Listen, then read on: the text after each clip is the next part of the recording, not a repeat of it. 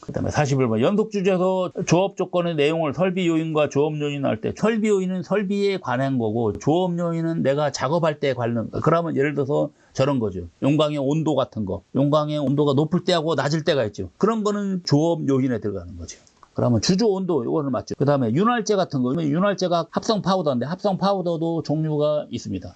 몇 가지 종류가 있는데 그런 거 재질에 따라서 또 달라지고. 그 다음에 진동수와 진폭 이것도 맞죠. 진동수는 뭐냐면요. 이런 겁니다. 여기서 주편이 이렇게 쭉 나갈 때 지금 아까 이런 식으로 이렇게 응고가 돼 갖고서는 여기는 액체가 이렇게 있다 그랬죠. 액체가 있고 이렇게 주편이 쭉 나가는데 잡아 뽑는데 잡아 뽑을 때 이때 이 용광하고 여기가 액체가 온도가 높기 때문에 잘못하면 여기에 주형에 붙을 수가 있어요. 그래서 주형이 붙는 걸 방지하기 위해서 냉각도 하는 겁니다. 그래서 여기가 바로 요 구멍이 바로 냉각을 하고 있는 거예요. 순행을 하고 있거든요. 근데 순행인데 물이 직접 용광에 닿지 않고 구리를 냉각시켜서 그 다음에 요 주편을 냉각하기 때문에 그래서 여기를 보고 1차 냉각 또는 뭐 간접 냉각 표현한다 그랬죠. 물이 직접적으로 닿는 것이 아니라 물은 여기에 있는 주형 통해서 가는 거죠. 그래서 주형의 재질은 그래서 구리를 하는 겁니다. 구리. 그리고 표면에다가 크롬 도금을 했습니다. 요 크롬 도금을 한 이유가 여기에 있는 용광이 달라붙지 않게 달라붙는 걸 방지하기 위해서 크롬 도금을 한 겁니다. 근데 이때 그래도 또 달라붙을 수 있으니까 밑에서 요 밑에 별도의 장치가 이렇게 있습니다. 이런 장치가 있어갖고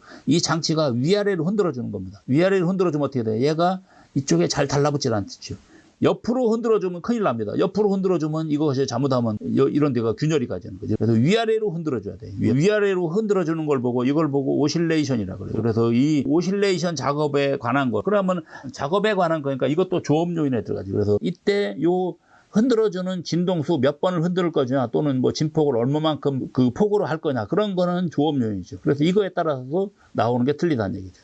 그 다음에 주편 크기나 형상. 주편 크기나 형상은 여기에 있는 주형 크기로 나오는 거기 때문에 주형 크기는 이미 정해져 있는 거죠. 그래서 그거는 설비에 해당되는 거죠. 이거는 설비 요인이다.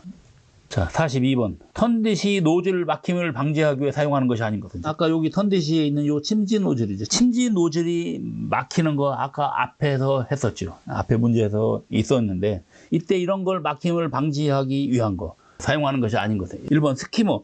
스키머는 슬래그를 제거하는 장치입니다. 슬래그 제거 장치. 슬래그가 조금 비중이 가볍기 때문에 그래서 용광하고 슬래그하고의 비중 차이에서 슬래그를 제거하는 장치가 스키머입니다. 그러니까는 이거는 아닙니다. 나머지는 뭐 다 있는 설비예요. 43번. 전기로 재강조 없이 안전 측면에서 원료 장입과 출강할 때 전원 상태는 각각 어떻게 해야 되는가? 기본적으로 장입이나 출강할 때 전원은 각각 어떻게 합니까? 전원은 이렇게 있을 때 이 전극으로 전기가 흘러가면 안 되는 거죠. 그러니까 장입이나 출강할 때는 그때는 여기에 전원을 끄야 되는 거죠. 그러면 모두 오프시오. 그 다음에 44번. 상치 전로 제광법의 특징이 아닌 것은 아까 했었죠. 위에서 하는 거. 이때 인과 SE 함유량이 낮은 강을 얻을 수 있다. 뭐 요것도 맞습니다. 요것도 맞는데 아까 저치전로보다는 좀 효율은 떨어지지만 그래도 가능하다는 얘기죠. 그 다음에 제강 능률이 일반 평로법. 평로는요, 이렇게 사는 겁니다. 평로는 그냥 일반 평평한 노에서 여기서 이거를 중유 같은 걸로 가열을 하면서 이때 산소를 옆에서 이렇게 불어넣는 거거든요. 그래서 이거보다는 훨씬 더 제강 능률이 좋은 겁니다. 평로법은 요새는 거의 쓰지를 않아요. 그래서 이것도 맞고요. 그 다음에 고철 사용량이 많아? 고철 사용량은 제한이 있죠. 그래서 고철 사용량이 많아서 이런 것들이 많다? 아닙니다. 이거는 전기로의 특징입니다. 이거 전기로는 어떻게 합니까? 거의 100% 고철을 사용을 하죠. 그래서 우리가 전로에서는 기본적인 사항이죠. 전로의 원료는 용선이고 그 다음에 고철이 추가로 들어갈 수 있다는 얘기예요. 일단은 전부 다 용선으로 하나. 그 다음에 전기로 같은 경우는 전기로의 주원료는 고철이 되는 거죠. 고철. 100% 다 고철이. 물론 용선을 집어넣을 수도 있습니다. 그래서 기본적인 거는 일단 일반 전로는 용선, 전기로는 고철이다.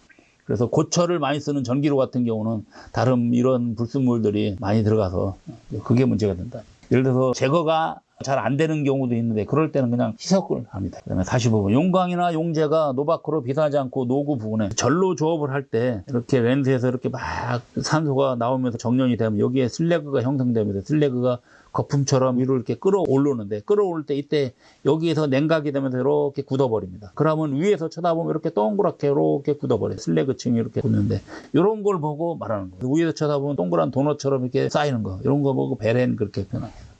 연속 주조에서 벌징 작업은 이런 거 말하는 거죠. 33번에 보면 이렇게 주편의 일부가 파단되면서, 그러면서 제가 여기서 용광의 압력이 압력이 높으면 이쪽으로 이렇게 벌어진다는 거죠. 그래서 벌어지는 걸 방지하기 위해서 롤러 F로 눌러주는 겁니다. 그래서 이렇게 벌어지는 걸 보고 벌징이라 그래요. 그러다가 벌어지다 보면 터져갖고 용광이 흘러나오는 게 브레이크 아웃. 일단 부푸는 것이 먼저죠. 부푸는 거는 벌징이라고 한다. 자, 그러면 이런 거는 대부분 용광 온도가 높거나 주조 속도가 빠를 때, 그럴 때 해당되는 겁니다. 그러면 적합한 거는 철정압이 높을 때 이것이 되겠네요. 철정압이라는 얘기는 액체 상태가 이런 거죠. 이 우리 앞에로 가보면, 자, 여기에서 액체가 이렇게 옆으로 이렇게 작용하는 힘, 이 안쪽에 있는 액체가 주편으로 이렇게 옆으로 작용하는 힘을 보고 철정압이라는 얘기예요. 그래서 철정압이 높다는 얘기는 여기에 액체가 더 많다는 얘기예요. 액체가 많다는 얘기는 냉각이 제대로 안 되고 있다는 얘기입니다. 그러면 응고각이 이렇게 작을 때예요. 그러면 철정압이 높은 원인은 온도가 높다든지 또는 주조 속도가 너무 빠를 때, 그럴 때는 아직 응고가 안 돼갖고, 그래서 온도가 높다든지 또는 냉각이 불량할 때, 이럴 때 바로 이렇게 일어나는 거죠. 냉각 불량에서 냉각이 제대로 안 되기 때문에 응고가 제대로 안 돼서, 그래서 응고 두께가 얇아지면서 철정압이 높아진다. 그다음에 47번 연속 주조 작업 중 주형 내 용광 표면부터 주형 코어 내부까지 완전 응고일 때까지. 이것이 아까 주편 응고 길이였지. 이거 메탈러지컬 랭스라겠지. 그래서 주형이 이렇게 있을 때 주편이 이렇게 나가면 완전히 안에가 아직 응고가 안 돼서 이런 식으로 이렇게 되는데, 이때 요걸 보고 응고각, 그다음에 여기서부터 여기까지 길이를, 이걸 보고 메탈러지컬 랭스 그렇게 표현한 거죠. 이것이 바로 주편 응고 길이다. 그래서 벌징이 일어난다는 얘기는 이 각도가 너무 작을 때. 그래서 만약 예를 들어 냉각이 많이 되면 어떻게 됩니까? 냉각이 많이 되고 용광 온도가 낮을 때는 이 주편 응고 길이가 짧죠. 짧다는 얘기는 요 응고각이 크다는 얘기입니다. 응고각이 크다는 얘기는 응고층이 이렇게 두꺼운 거죠. 두꺼우니까 어떻게 됩니까? 이거 압력이 충분히 견딜 수 있는 거죠. 그리고 압력 자체도 액체가 요만큼밖에 안 되기 때문에 액체가 많을 때 압력이 높아지는 거거든요. 그래서 이렇게 된다는 얘기죠. 이때 여기에 하나 더 우리가 또 여기 참고 한번 보겠습니다. 메니스커스라고 있습니다. 메니스커스는요, 요걸 말합니다. 여기 응고가 시작되는, 요 주형 내에서 응고가 시작되는 여기서부터 여기까지 높이가 요게 메니스커스 부위. 그 다음에 48번 연속 주조 설비 각 부분의 설명조 옳은 것은 더미바는 주조 초기에 주형 밑을 막아주는 거예요. 이건 틀렸죠. 종료가 아니라 초기지. 맨 처음에. 그 다음에 핀치롤은 주조된 주편을 적정 두께로 아변해주며 벌징을 유발시킨다. 방지하는 거죠. 그 다음에 턴디시, 레이들과 주형의 중간 용기로 용광의 분배와 일치전. 요거는 맞습니다. 그래서 순서가 레이들, 턴디시, 주형 이렇게 간다겠죠. 그러니까는 턴디시가 중간에 있는 거죠. 그러니까 요거는 맞습니다. 주형은 아까 재질은 구리를 쓴다겠죠. 구리. 그리고 블록형도 아니라 조립 형태를 씁니다. 49번. 소프트볼로 하면 우리 LD 전로 조업에서 여기서 산소를 불어넣을 때 이때 소프트볼로는 이 산소 압력이 약한 겁니다. 산소 압력이 낮은 거예요. 또는 이 용광과 이 사이 높이가 높을 때, 이럴 때는 어떻게 합니까? 그러면 실제 같은 압력이라도 이 높이가 높아지면 여기에 작용하는 압력이 약해지는 거죠. 그런 걸 보고 소프트볼로. 이거의 반대는 하드볼로입니다. 그래서 하드볼로는 산소 압력이 높다 또는 이 높이가 낮은 거 이렇게 말합니다. 자, 그러면 고탄소광의 용제의 효과적이다. 고탄소광에는 아주 효과적입니다. 그래서 이거는 맞아요. 거품 슬래그를 많이 형성시킬 수 있어요. 그 다음에 소프트볼로 하면 발포성, 거품 슬래그가 많이 생성돼서 탈인도 잘 된다. 그 얘기가 바로 결국은 이거하고 똑같은, 이게 바로 요거 설명하는 겁니다. 그 다음에 산화성 강제의 고염기도 조업을 하면 탈인과 탈항도 가능하다는 얘기죠. 그래서 염기도를 높게 하면은 탈항도 가능하다는 얘기입니다. 탈인은 당연한 거고요. 그래서 이것도 역시 맞는 거고요. 그 다음에 칠연 압력을 높이거나 렌스 높이를 보통보다 낮게, 이거는 소프트볼로가 아니라 하드볼로라고 했죠. 소프트볼로는 압력을 낮추거나 아니면 렌스 높이를 높이는 거다. 그 다음에 노회 정연법 중 LF는 별도의 전기로나 전로에서 끝난 그거를 바깥에 별도로 로로 가서 거기서 2차 정연을 하는 겁니다. 그러면 그때 장치가 여러 가지가 있는데, LF는 그냥 일반 레이들이 있으면, 전기로나 전로에서 용광을 받아온 요 레이들이 있으면 이 레이들 위에다가 이런 전극이 있는 뚜껑을 이렇게 덮어갖고 여기서 이렇게 정연을 하는 겁니다. 자, 그럼 틀린 거는 탈수소를 목적으로 한다. 탈수소 같은 경우는 이미 제관과 정에서 해야 돼요. 그러니까 요거는 아닙니다. 요 2차 정연은 아니다. 전로나 전기로에서 하는 것이 탈수소다. 51번 전로에서 분체치입법. 전로에서 분체치입법은 전로 조업을 할 때 렌스에서 이렇게 고압의 산소를 불어낼 때 이때 여기다가 분체 CaO 분말 같은 걸 같이 집어넣어 주는 겁니다. 그러면 CaO가 들어가면 어떻게 돼요? CaO가 들어가서 염기도가 높아지기 때문에 탈항이 잘 되는 겁니다. 그럼 목적이 아닌 거죠. 그래서 용광 중 황해 감소 이거는 맞죠. 그다음에 용광의 탈탄을 증가. 탈탄 증가는 아닙니다. 오히려 탈탄은 조금 방해가 될 수 있어요. 왜 그러냐면 여기에 들어가는 산소 대신 CaO가 조금 차지하니까 산소는 아무래도 양이 줄겠죠. 그래서 산소량은 줄고 CaO가 들어가 있는 거기 때문에 그래서 탈항 목적으로 하는 겁니다. 그래서 탈탄은 아니다. 2번이 기고요. 그래서 요 CaO가 들어가니까 탈항도 잘 되고 그 다음에 각종 비금속 깨지물 같은 거 또는 그런 것 등을 제거할 수 있는 거죠. 그러면서 용광은 깨끗해지고. 그 다음에 52번 아크식 전기로 조업 중 환원기. 아까 환원기 작업에서는 탈산과 탈항이라고 했습니다. 나머지는 전부 다 산화기입니다. 산화기. 그 다음에 53번 LD 전로 설비에 관한 설명 중 틀린 것은 노체는 강판 용접 구조이며 내부는 연화로 내장되어 있다. 그러니까 노체 껍데기는 강판이고 내부는 연화, 내화 벽돌을 말하는 겁니다. 내화 벽돌로 되어 있는 게 맞죠. 그 다음에 노고 하부에는 출강구가 있어 노체를 경동시켜 용광을 레이더로 배출할 수 있다. 이쪽에 여기에 출강구가 있어요. 그래서 이거를 이렇게 기울이면 이쪽으로 이렇게 용광을 출강할 수 있는 거죠. 그 다음에 트런이어닝은 노체를 기울이고 할 때 그때 이거를 잡아주는 장치가 바로 트런이어닝입니다. 그 다음에 4번 산소관의 고압의 산소를 견딜 수 있도록 고장력강 아닙니다. 산소강은요 냉각을 빨리 시키기 위해서 구리로 만들었습니다. 구리 또는 순동 그렇게 표현하죠. 순동이나 구리나 똑같은 말입니다. 동이 구리거든요. 그래서 순수한 동을 순동이에요. 그러니까 그게 결국은 구리죠. 54번 제강에서 탈항하기 위해서 CaC2동을 첨가하는 탈항법을 무엇이라고 하는가? 그러면 CaC2가 들어가면 CaS하고 반응해서 CaS로 이렇게 반응되는 겁니다. CaS로. 그러면 이런 탈항법을 말하는 게 이런 탈항법이 S와 화합하는 물질이죠. 이게 화합하는 물질이죠. CA가. 그러면 4번이 되겠죠. 그 다음에 55번 산소 렌스 누수 발견 시 안전사항과 관계가 뭐죠? 아까 산소 렌스는요 재질이 구리로 만들었다고 했거든요. 이때 이 안에 구조가요 3중관으로 되어 있습니다. 한쪽에는 관이 3개가 이렇게 있는데요. 3중관이라는 얘기는 가운데 메인 관이 있는데 요거는 여기는 산소가 들어가는 관이고 그 다음에 또 하나가 관이 옆에서 이렇게 물이 들어가고 그 다음에 이쪽으로 나가게 돼 있어요. 여기로 물 인, 이쪽이 이제 물 아웃이라고 하면 그래서 이렇게 3중관입니다. 그래서 요 메인 산소관, 그 다음에 물 들어오는 관, 물 나가는 관 이렇게 3개의 관으로 구성되어 있다 해서 3중관 그렇게 표현합니다. 이때 만약 산소로에서 누수가 발견됐다는 여기서 물이 나온다는 얘기지. 그러면 여기에 파손이 일었다는 얘기죠.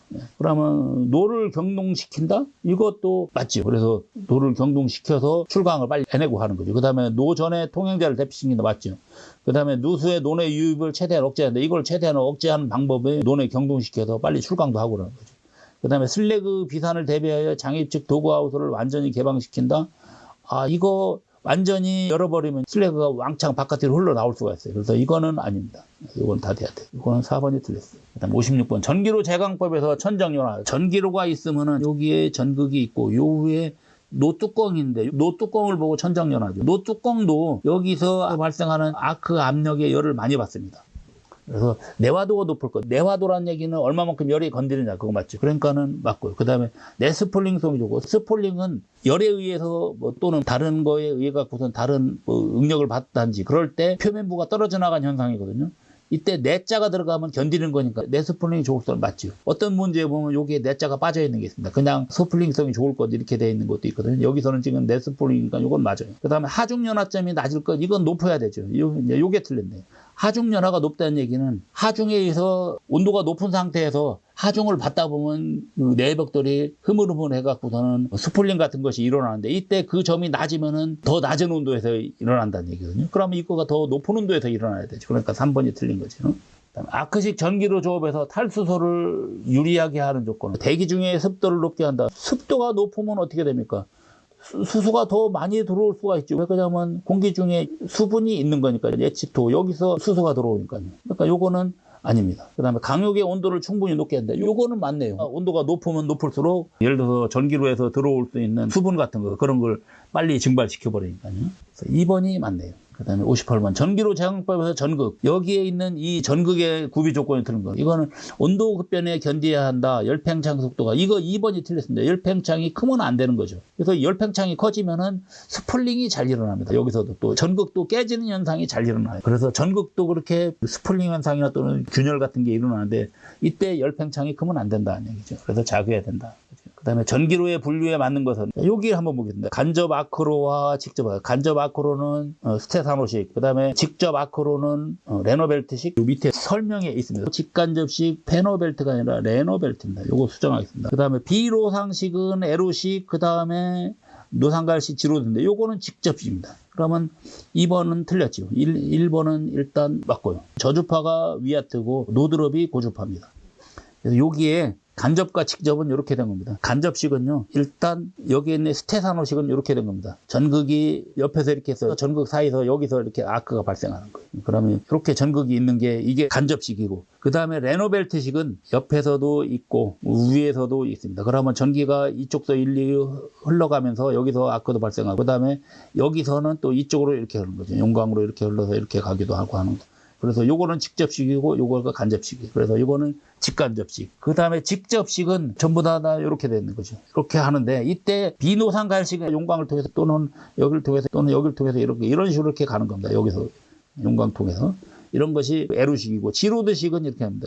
전극 하나 있으면 여기서 이쪽으로 전극이 별도 있어갖고 밑에다가 해서 그래서 이쪽으로 이렇게 전기가 흘러가는 거지. 이때 여기서 아크가 발생되게 하는 거. 그 다음에 60번. 연속주조 공정에서 중심 편성과 기공의 저감 대책을 통해. 이런 건 전부 다 내부 결함이죠. 내부 결함. 이런 내부 결함을 억제하는 방법. 균일 확산 처리인데, 균일하게 확산을 처리하면, 확산 처리는 조금 높은 온도에서 이런 걸 다 제거를 하는 거거든요. 그러니까 맞습니다. 그 다음에 등축점이 아니라 등축정입니다. 등축정의 생성을 촉진한다. 등축정이 많아지면 많아질수록 편석은 바깥쪽으로 몰리고, 그래서 가장 늦게 연구되는 맨 위에 쪽으로 몰리고, 그 다음에 기공 같은 것도 다 그쪽으로 빠져나가게 됩니다. 그 다음에 아파에 의한 미응고 용광의 유동을 억제한다. 그래서 이런 유동이 일어나면요, 아까 앞에서도 림드강에서 리밍 액션에 의해서 그런 용광이 유동이 있으면 응고 속도가 느려서 편석이 많아진다고 했거든요.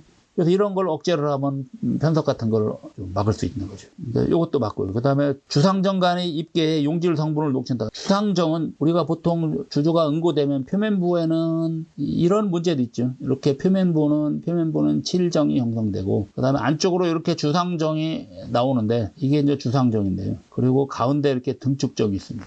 이게 등축정. 이렇게 이런 사이사이에 주상정 사이사이에 이렇게 끼면 이런 것이 이제 편석이 되는 겁니다. 그래서 주상정 간의 입계에 용질이 농축돼서, 그럼 여기에 어떻게 겁니까? 불순물이 이렇게 이쪽으로 모인다는 얘기. 그러면 이런 것이 바로 편석이 되는 겁니다. 그러면 4번은 틀린 거죠. 이런 걸 억제하고, 그래서 가급적이면 이런 거는 다 이런 위에 쪽으로 가게 해주는 게 좋은 거다. 이상 마치겠습니다.